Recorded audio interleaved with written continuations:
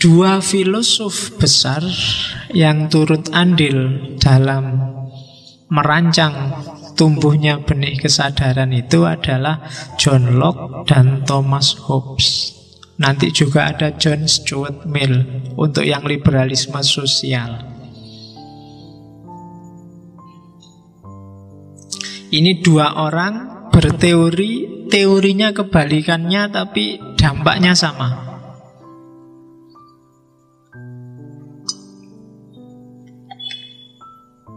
Kalau Thomas Hobbes itu teorinya suudzon pada manusia. Kalau John Locke teorinya husnudzon. Ya, di buku-buku filsafat nggak ada kamu cari husnudzon dan suudzon itu. Ya. Jadi katanya Thomas Hobbes, manusia itu dasarnya jelek. Orang itu hakikatnya jelek semua. Kalau dibiarin, misalnya nggak dikasih aturan apa-apa, wis uripo sak karepmu, itu dunia langsung kiamat saat ini juga. Kalau nggak percaya coba aja. Sudah sekarang bebas, kamu mau ngapain aja, mau nyari pasangan siapa saja sekarang juga mau boleh. Kamu mau tak jamin di sini langsung rusak. Kamu kalau memang bisa ambilin uangnya temenmu, kalau kamu mampu ambil aja. Kalau dia ngelawan kecil aja, pukuli aja beres. Kalau begitu dibebaskan gini, mungkin nggak lama 1-2 jam selesai rusak. Katanya Thomas Hobbes, dasarnya manusia itu jelek kalau nggak dikasih aturan. Oleh karena itu, orang butuh sistem, butuh masyarakat, butuh negara, sistem masyarakat, sistem politik yang namanya sekarang adalah negara penguasa. Gunanya apa? Biar orang hidup damai. Jadi sebenarnya manusia itu bebas, tapi karena dasarnya dia jelek, maka dia butuh negara. Kebalikannya John Locke. Kalau bagi John Locke, husnudzon dia, manusia itu dasarnya baik, hakikatnya baik. Dia jadi jelek terpengaruh dari luar. Dibiarin aja orang itu sejak kecil itu mesti tidak mikir aneh-aneh kok. Nggak mikir neko-neko, hanya mikir untuk memenuhi kebutuhannya saja, memenuhi fitrahnya saja, dan itu baik. Cuma jadi jelek ketika hidup bareng orang lain. Ketika hidup bareng orang lain muncullah pikiran-pikiran jelek, muncullah hasrat-hasrat jelek. Karena mungkin yang lain punya sesuatu dia tidak punya, yang lain punya banyak dia punya sedikit. Yang lain selalu yang bikin kita jelek, katanya John Locke. Oleh karena itu kita butuh negara. Gunanya negara apa? Gunanya negara jadi wasit. Jadi biarkan orang sesuai keinginannya, sesuai gayanya hidup.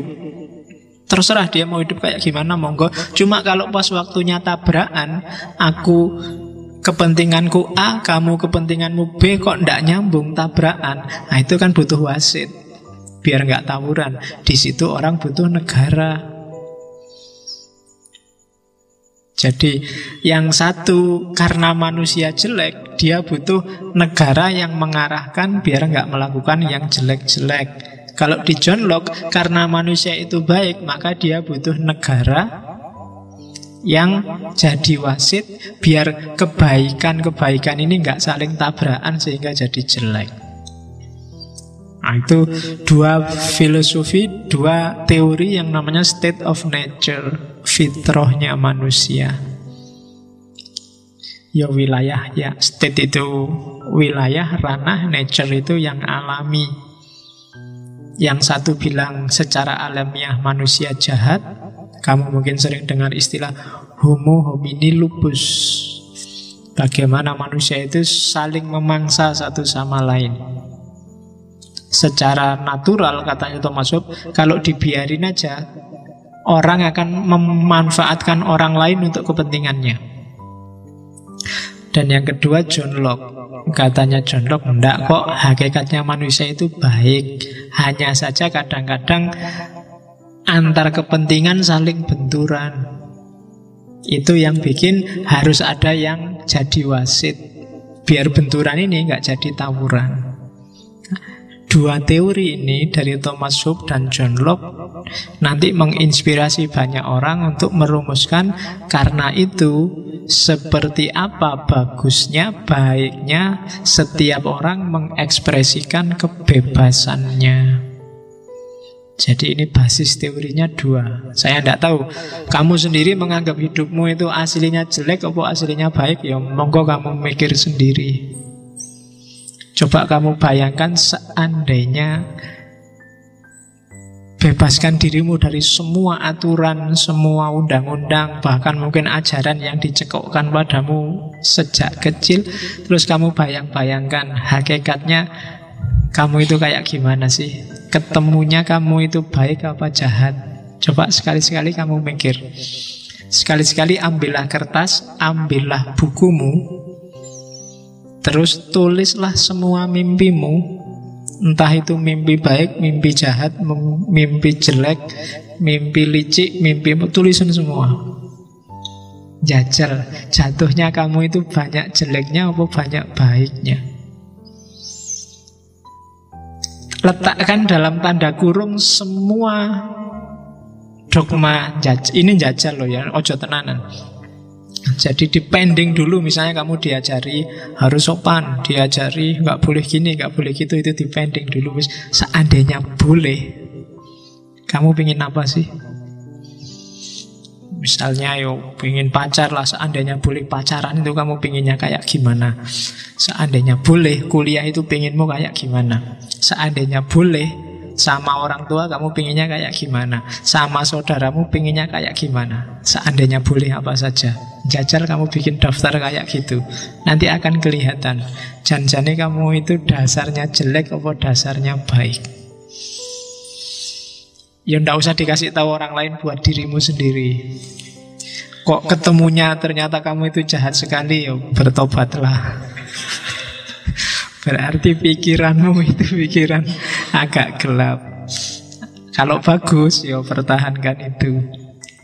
Bagi saya dua orang ini, baik Thomas Hobbes atau John Locke, tidak bisa digeneralisir. Kadang-kadang kamu kayak Thomas Hobbes, kalau dibiarin nguatiri. Ya, kalau nggak dikasih pagar habis sekelilingmu. Tapi kadang-kadang juga kayak Thomas Hobbes. Oke.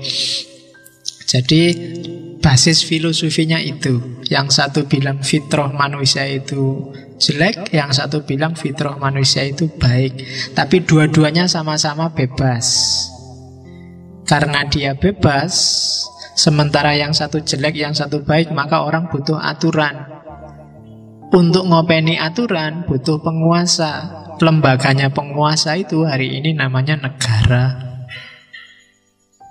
Kalau nggak ada negara yang pro demokrasi dan anti demokrasi, mungkin sudah perang sejak dulu. Kalau nggak ada negara, mungkin bahkan NU dan Muhammadiyah itu sudah pukul-pukulan sejak lama. Itu gunanya negara.